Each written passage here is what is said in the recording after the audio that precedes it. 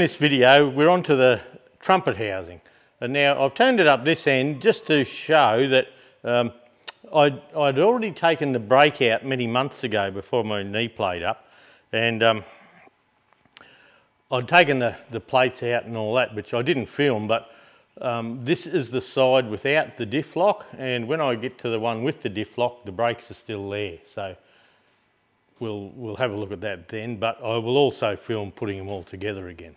So this is just the shaft that goes into the diff centre, and the brake plates and all that sit in there. So I'll wind it over now. Now, it's very hot here today. It's 33 degrees and so humid. So I've just got my my old blue working singlet on, and that might make it a bit bearable in the shed. So if I wind this axle over, now that's upside down, and I'll just bring him down into focus a little bit more, about there. And the reason I'm showing you this is this is the drain bung, so that's on the bottom. Now I believe that's probably an 1/8 BSP thread. Mine has had the bejesus belted out of that over the years, so we'll get a new one of those. And what I'd like to point out too is that there's a centre marked there. So that was down the bottom, this ring gear was down that way. So that's could be important. I'm not 100% sure as yet. So we'll keep winding her over. We'll go a little further than we need to.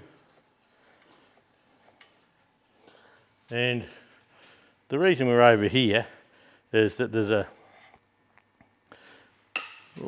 breather that I just threw on the floor.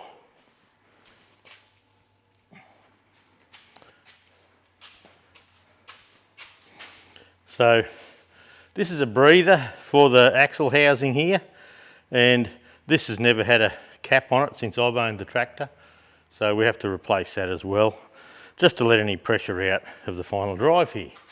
So if I wind him back, so the final drive is straight up and down, and I'll bring the camera back up here, we'll run around undoing all these bolts, and you may notice I've got wheel bolts or wheel nuts on the studs here, and they sit down just a little bit further than the stud, so the stud is about 1 millimetre under the surface of the nut, and that's so later on when I get this axle off and I'm sitting it on benches and in the wash bay and places like that to tidy it up, I can sit it on these nuts and not on the thread itself. I've gone around all of the nuts here with a bit of CRC penetrate. Look, I really rate this stuff.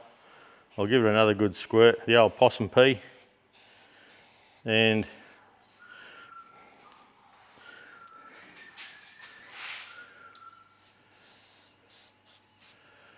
I'll put that there. I think the nut gun will undo them anyway, but we'll just give it a go. Now these shouldn't turn because the head of the bolt actually sticks. It's got a flat on it for the housing grabs. So, well, that's a very easy one. I did one before, I undid this one, it was quite tight. Might be the CRC doing the job for us. So look, what I'll do, I'll run around. You don't need to watch the nut gun go burp burp all the time. Yeah, see that one's a bit tighter.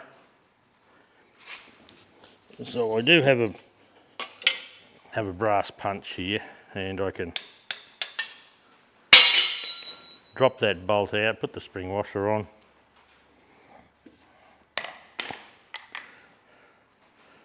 Grab the nut out of there and we're away. So look, I'll run around the whole lot, get all them undone, give it a wipe up, and I'll come back when I've got the whole top ready to lift off.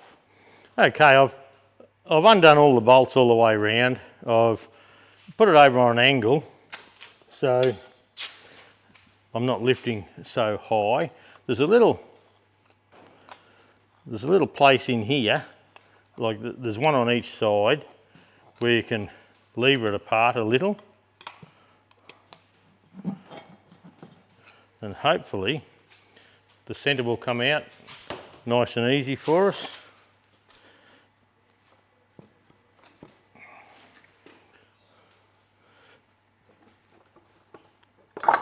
There we go. With all that smelly oil in it. Oh, I put it on my stool there. I had it wrong. Now that's the axle that goes out to the brakes. We'll have a bit of a look at that later, but we'll get this planetary up over onto the bench and we'll come back on when we got it over there. Okay, that's it on the bench. That's a bloody heavy thing. Now, this is a planetary. So we have the ring gear around the outside that's still on the housing. We have a sun gear inside, which is the piece left on the axle, and these are just little star gears. They go scooting around. They're actually, see, your housing can turn. This is splined to the axle, so the axle flange down here. This oil stinks like you would not believe. But anyway, look, all in all, just looking at the teeth, it's not looking too bad for wear and tear, but look, we won't know for sure until we get it out.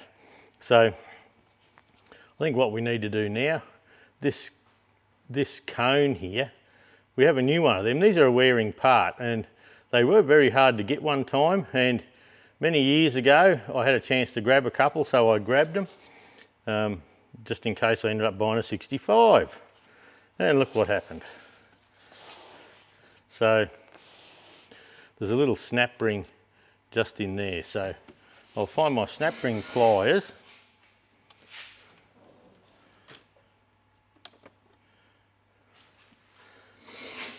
and I'll see if I can come in and get that fella out.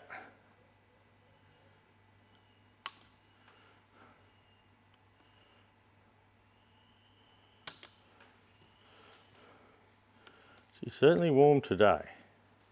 Very humid. Okay, so that's the snap ring. It has two flat ends on it here, and that looks to be in good order. Should be a thrust washer. There's the thrust washer. That appears to be in good order as well. Now this cone, now the later tractors didn't have this setup. So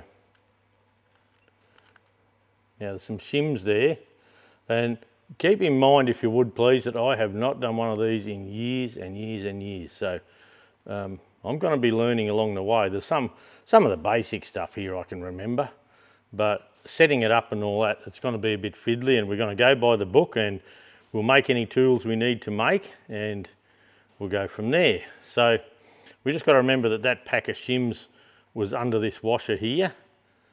So I'll give that a wipe on the... So that's the thrust plate. So look, that's looking okay. That's certainly usable. The thrust washer here, it looks okay at this stage. And that's your main bearing surface there for this cone. Now, the bearings inside, they're just needle rollers with little rings to space them apart. And this bit here, this is quite often worn, and this is what we couldn't get. So this gives us thrust this way on that bearing. It lets it pivot on the shaft through the needle rollers, and the axle shaft that comes from the diff, it actually sits up against here on that cone there, and so we have to try and make sure there's not a lot of slop there at all.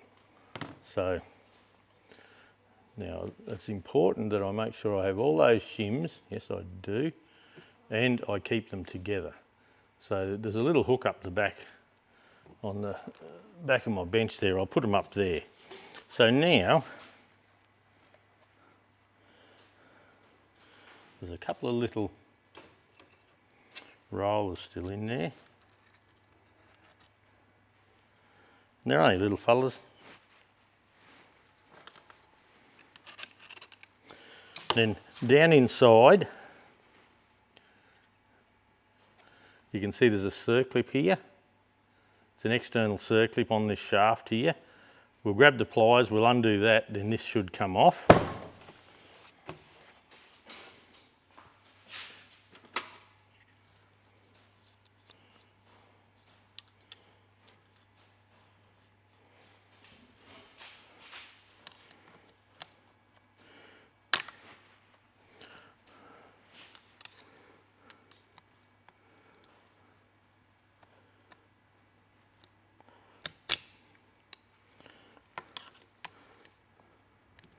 Just have to get in under him there. That's the snap ring. It looks to be in good order as well. And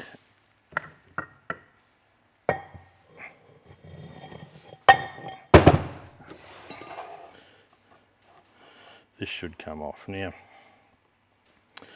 that there was down in here and sitting in on top of the spline there. So that's what the shims were sitting on that fella there.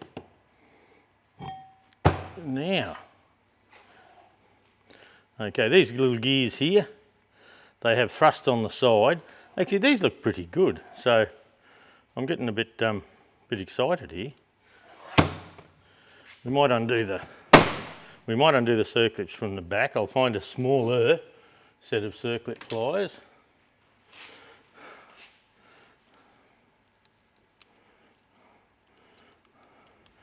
I don't mind using some of these adjustable ones. Now you can go in and out. They seem to be okay for, oh look, that's got the end broken off at Lance. In the bin.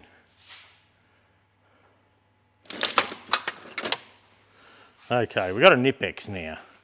Hard to beat a Nipex.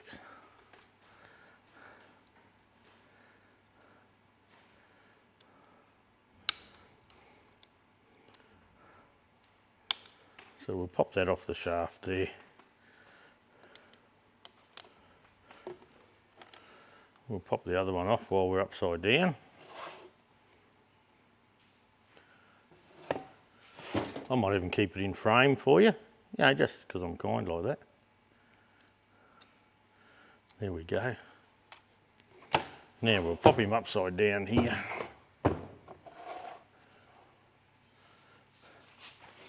My hands are that dirty, I don't want to touch anything. Okay, so this shaft now should just slide out. It may have a little burr where the circlip was.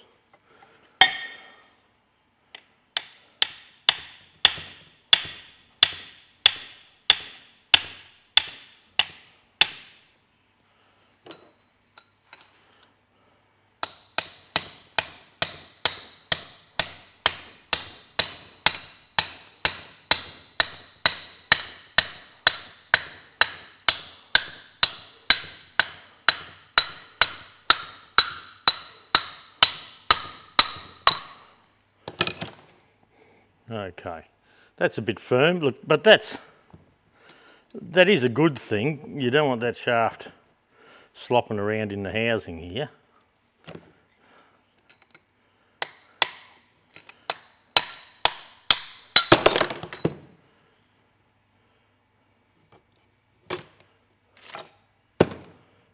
Okay, that's it there. So we'll just give them a quick little wipe on the rag here just to have a look.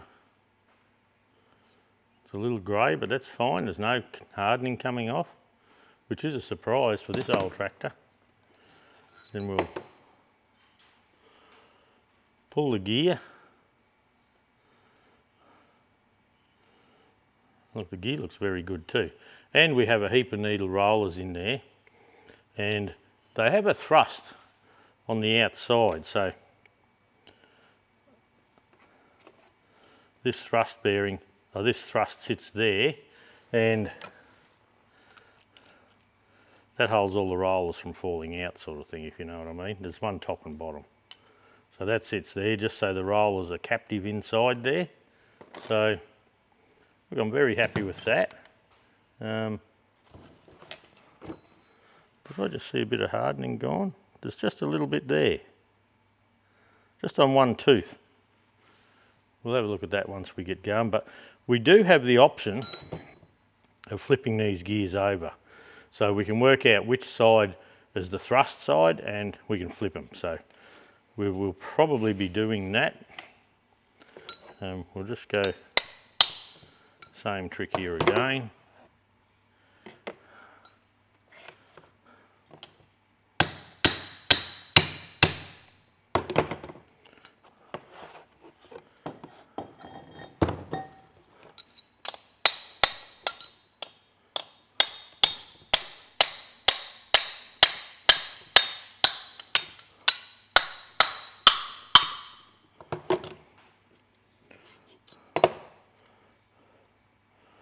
Once again, we have the needles, the thrust. There's a little spacer, there's 2 rows of needles, and there's a little spacer inside to keep them apart.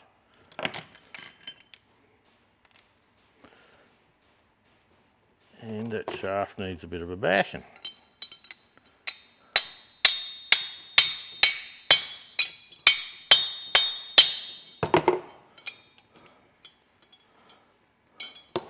That's gone sideways.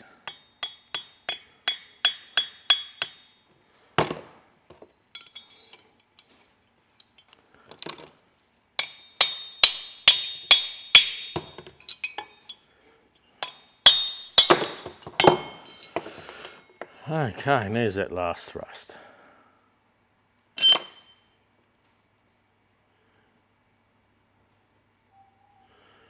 All right. So look, all in all, that's looking okay. We'll bring the other part over. My hands are greasier than a bloody honeymooner's elbow.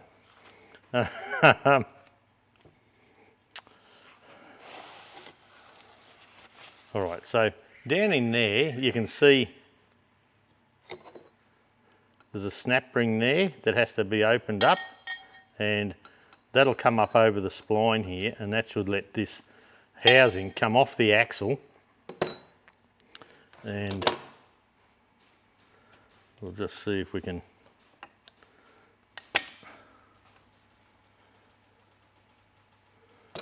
oh yes, they were. I do remember they were in bloody 2 halves now. Isn't it funny, you forget stuff? I do have the book there, and I had a quick read the other day, but I thought I'll pull it apart first and then I'll have a better read when it comes time to put it all together. So there are your split collars. Once again, they're not broken, so that's good. And I may have to set this up in the press, I think, to get it out. I probably could put a puller either side and just pull him up over. There's a bit of rust and that on that spline there. So I'll put a bit of penetrate down in there. Penetrate's got nice new cans now, but I'm using the old ones up. I really rate this stuff, but it can't work miracles, but it comes bloody close. I'll just see how tight that bearing feels. That's not tight at all, because that collar would just slide in there. Now I could feel it moving. Yeah, look at that. So that's going to come out nice and easy.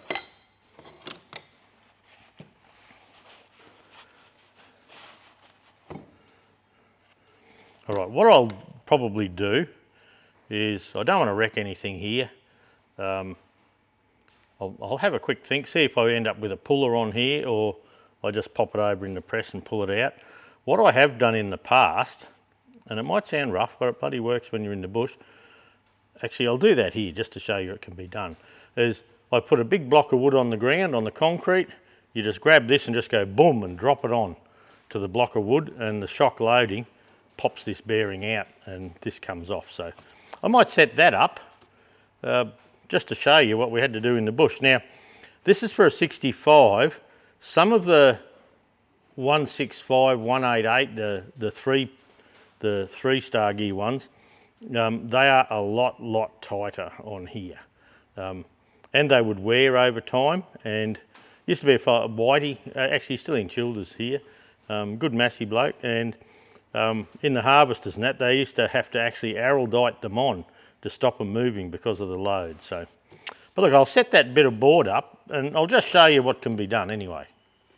Okay, you can see the block of wood on the floor there, on my concrete floor. I'll now pick this up off the bench and bring it over. You might be able to see I've got my safety flip-flops on. Too bloody hot for boots.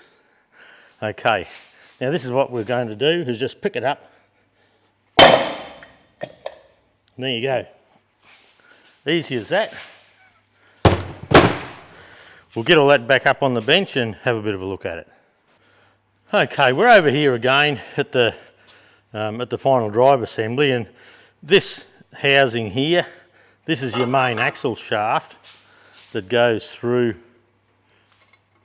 and engages with your brake here and your diff there. So we need that fella out. I'll put him over on the bench.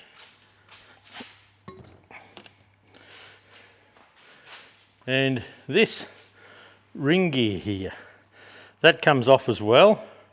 Now, I'll see if it'll just lever off.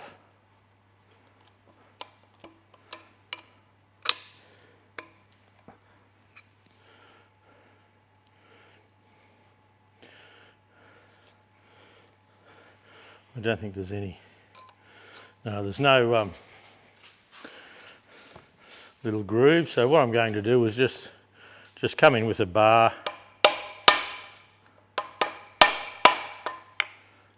just enough to get a gap there.